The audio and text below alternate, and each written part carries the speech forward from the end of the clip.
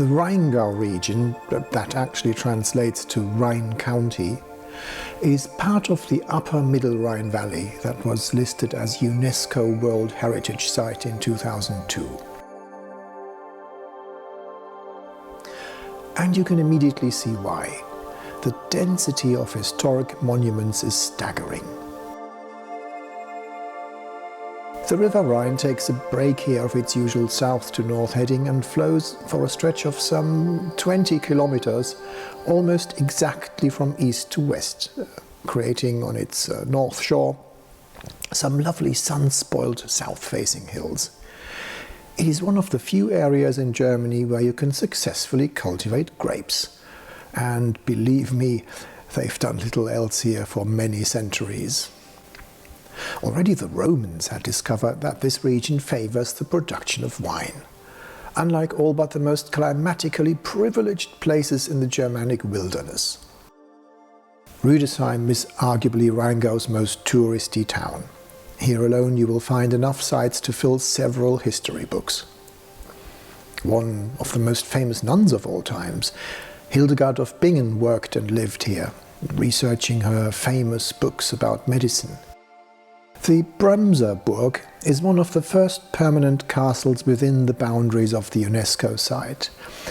Local law claims that it is based on foundations of a Roman fortress, but all serious historic research can only pin its origins to the mid-11th century.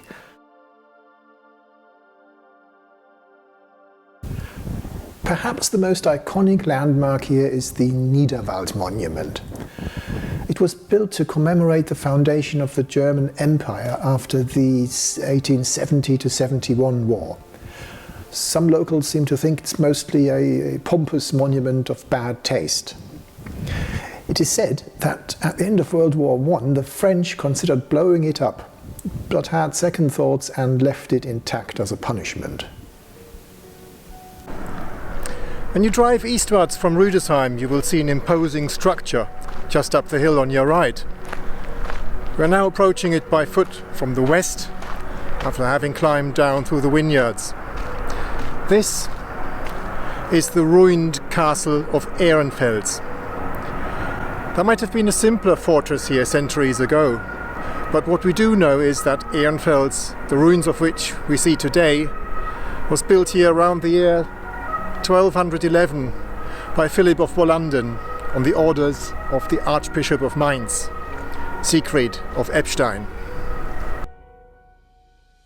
These were turbulent times.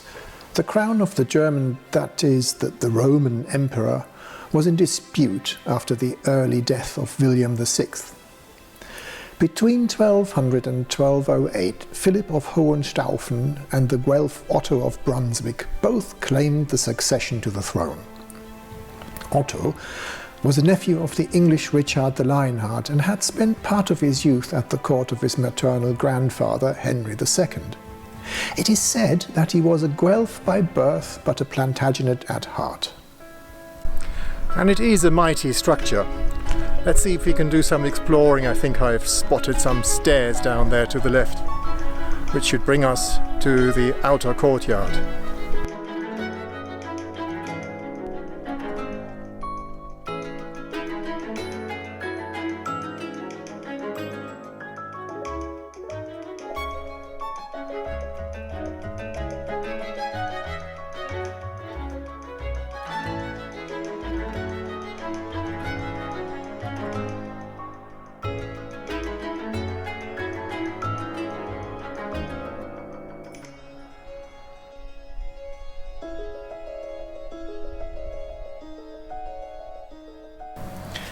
The Diocese of Mainz was involved in this struggle, and the short version of the story is that Siegfried, who succeeded to the bishopric when Otto IV became emperor after the convenient murder of King Philip, found himself in need of fortified protection.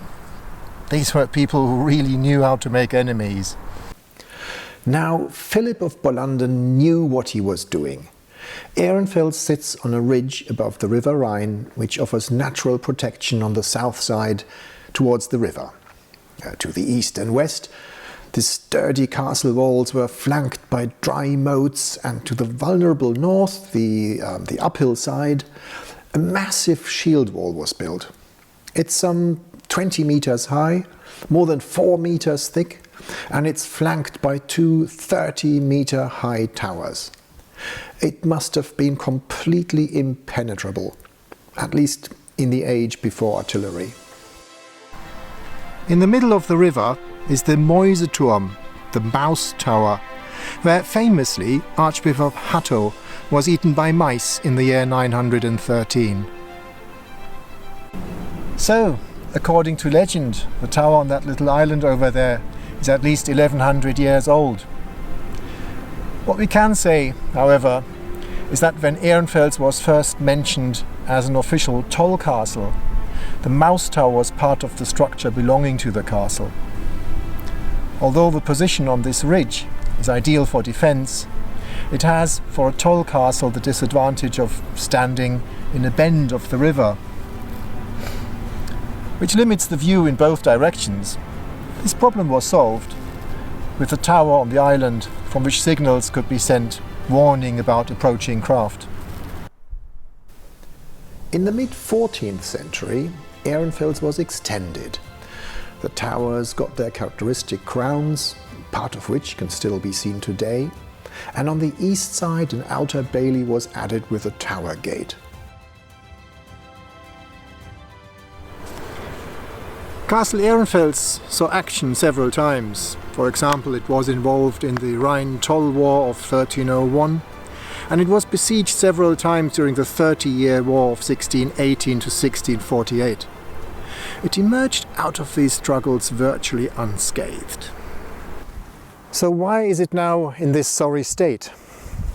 Enter the French. In the 9-year War, also known as the Orléans War, from 1688 to 1697, King Louis XIV tried to cement his claim of influence as a guarantee power.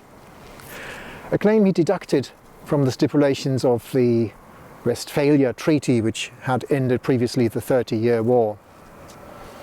The 9 Years' War was not so much decided by battles in the battlefields, but was mostly campaigns of nasty plundering and destroying of castles and cities. In 1689, Ehrenfels met its master in one Marshal Nicolas Chalon de Blé, who had the place filled with gunpowder and lit the fuse.